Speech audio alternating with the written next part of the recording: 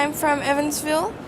I am a social work student focusing on relationships, especially with the disabled is going to be my focus when I'm done. And the reason being that I want to be able to, there is no field guide. I want to impart, the knowledge that there are different ways to do things, and if you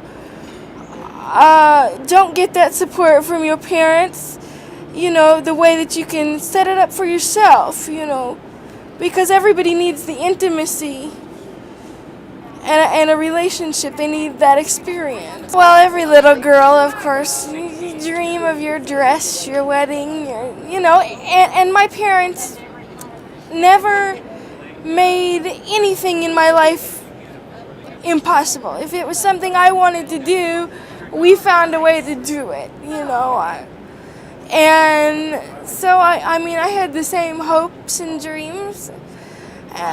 Marriage, family, children. Going on a date is challenging because especially if the guy decides to pick the restaurant, and this is your first date. They haven't really met you. You're just going to the restaurant to meet with them. You don't know if that restaurant's accessible.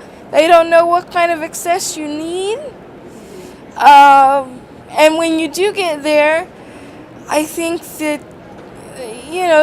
wait staff, sometimes they see like a non-disabled person with a disabled person and have kind of a notion that they're your assistant or some kind of staff, not a relation, not a partner.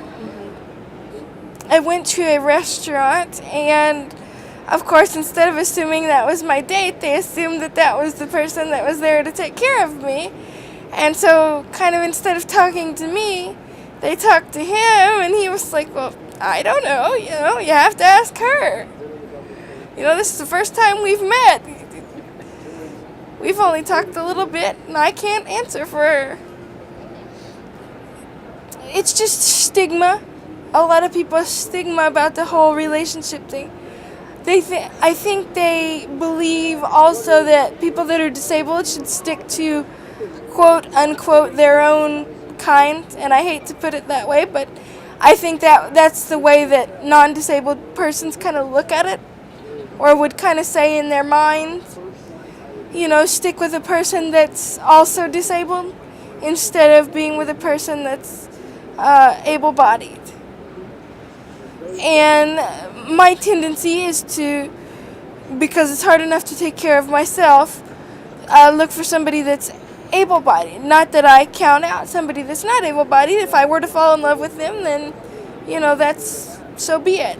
I've had several serious relationships, and I was engaged, due to be married in December.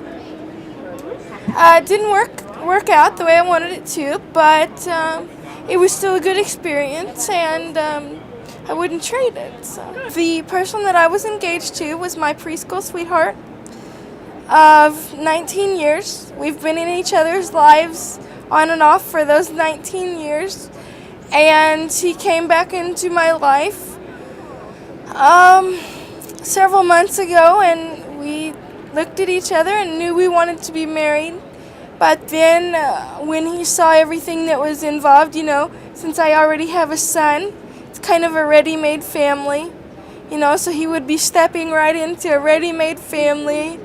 Then we were going to get married, and we were looking at home.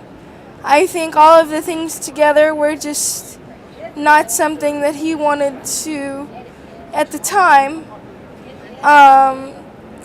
be with, so he chose to step back and go to a zone that was more comfortable.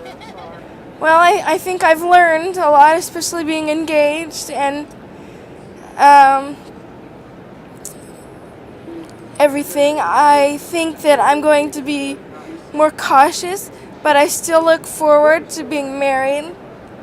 And I have an adoptive son, so I look very forward to, having a complete family. He is my family, but I want to give him a father, I want to fall in love. I want to be married. I want a home with the person that's my partner. I adopted him through private adoption from my cousin. I stayed overnight at the hospital and brought him home, so he's been mine from the day he was born.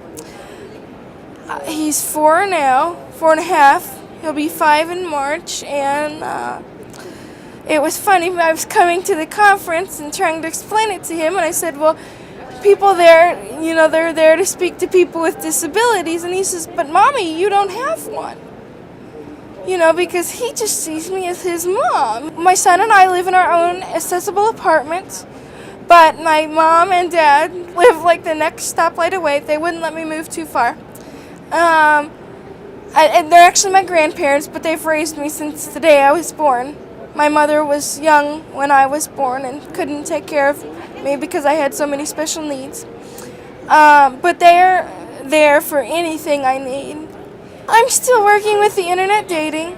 I sometimes lose hope, especially when I don't receive much reply.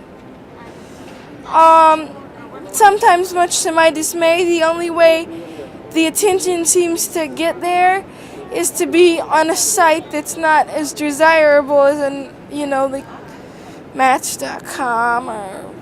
I suppose the most important things about sex I learned was, to be safe and especially to be careful because people could take advantage. Being in a wheelchair, they could see it as an easy target for just what they wanted, not for the meaningful relationship you intended it to be.